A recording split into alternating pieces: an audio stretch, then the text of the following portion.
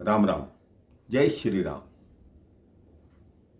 कहते हमारे सामने कई बार भगवान होते हैं, लेकिन हमारा मस्तिष्क, हमारा मन ये स्वीकार करने को तैयार नहीं होता कि मेरे सामने भगवान कैसे आ सकते हैं।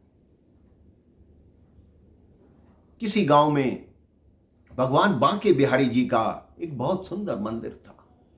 उसमें एक पंडित जी रहते। वो उस मंदिर में भगवान की सेवा करते। अपने नित्य कर्म के अनुसार जैसे जैसे भगवान का जो जो भोग का समय होता वो भोग लगाते। उनकी पत्नी भी बहुत धर्मशीला थी। उसका नाम सुमति कुमारी था। वो भी अपने पति का साथ भगवान की सेवा में देती। पंडित जी को गांव वालों ने मंदिर के साथ में ही निवास दे रखा था। उस मंदिर के साथ एक नदी बहती थी। नदी की दूसरी ओर जंगल था। उस जंगल में एक कुटिया बनाकर एक साधु महाराज रहते, जो कभी 15 दिन महीने में नदी को इस पार आते, मंदिर में रुकते। पंडित जी उनकी सेवा करते, उनको भोजन कराते और वो साधु महाराज अगले दिन लौट कर वापस जाते। एक दिन की बात, पंडित जी आरती करने के लिए तैयार हो रहे थे। किसी ने आकर सूचना दी कि वो साधु महाराज नदी पार करके आए थे, लेकिन एक गड्ढा था, उसमें गिर गए। अब ब्राह्मण देवता भाग कर गए।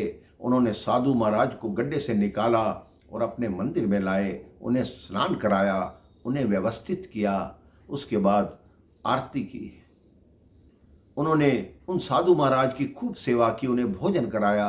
रात्रि रुक के प्रातः जब साधु महाराज जाने लगे, तब उन्होंने पंडित जी से कहा कि पंडित जी, अब मैं शरद पूर्णिमा के दिन आपके पास आऊंगा। शरद पूर्णिमा से कुछ दिन पहले ही पंडित जी ने अपनी पत्नी को कहा कि वो साधु महाराज शरद पूर्णिमा के दिन आएंगे, तो हम ऐसा करें, जिस गड्ढे में वो गिरे थे उस गड्ढे को हम मिट्टी से भर दें। अपनी पत्नी को साथ लिया। पंडित जी ने हाथ में फावड़ा लिया, अपनी पत्नी के सिर पर टोकरी रखी और मिट्टी खोद खोद कर उस खड्डे में भरने लगे, ताकि उन साधु महाराज का मार्ग सुगम हो सके।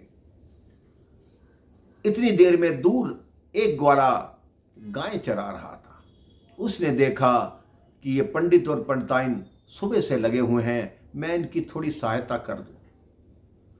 वो छोटा सा बालक सुमति कुमारी के पास आया और बोला, आप घर में जाओ, विश्राम करो, ये टोकरी मुझे दे दो।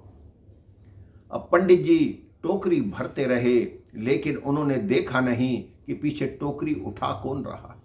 वो ग्वाला सिर पे टोकरी उठा उठा कर उस खड्डे को भरने लगा। जब बहुत देर हो गई, पंडित जी ने पीछे मुड़कर देखा कि अब तो खड्डा भर गया होगा। जब देखा तो उनकी पत्नी नहीं थी, ये तो कोई ग्वाला था। पंडित जी वही फावड़ा लेकर उस बच्चे के पीछे भागे कि तूने सारे हमारे पुण्य नष्ट कर दिए, मैं तुझे छोड़ूंगा नहीं। अब बच्चे को भागने की जगह नहीं मिली, वो सीधा मंदिर में घुस गया। पंडित जी जब पीछे मंदिर में आए तो पंडित जी की आंखें फटी की फटी रह गई, क्योंकि वो टोकरी भगवान के सिंहासन के आगे रखी हुई थी और मिट्टी भगवान के पूरे शरीर पर लगी हुई थी। पंडित जी की आंखों से झरझर आंसू बहने लगे कि हे प्रभु, आप मेरी सहायता कर रहे थे, आप मेरे सामने थे और मैं आपको मारने के लिए दौड़ा। मेरी ही किस्मत खराब है, मेरी ही दृष्टि ने आपको पहचाना नहीं, मुझे क्षमा कीजिए। तब उस मूर्ति में से आवाज आई कि पंडित जी, आपने शुद्ध मन से मेरी पूजा की है, आप जब चाहेंगे मैं आपके समक्ष आकर आपको दर्शन दूंगा। मैं तो केवल शरद पूर्णिमा के दिन इसलिए आया था कि आपकी पंडिताइन खीर पूड़ी बनाएगी तो मुझे भी भोग लगेगा। पंडित जी गदगद हो गए। जीवन भर उन्होंने बांके बिहारी जी की सेवा की और अंत समय में भगवान से निवेदन किया कि हे भगवान, मुझे दर्शन दीजिए। भगवान ने स्वयं दर्शन देकर उनको कृतार्थ किया।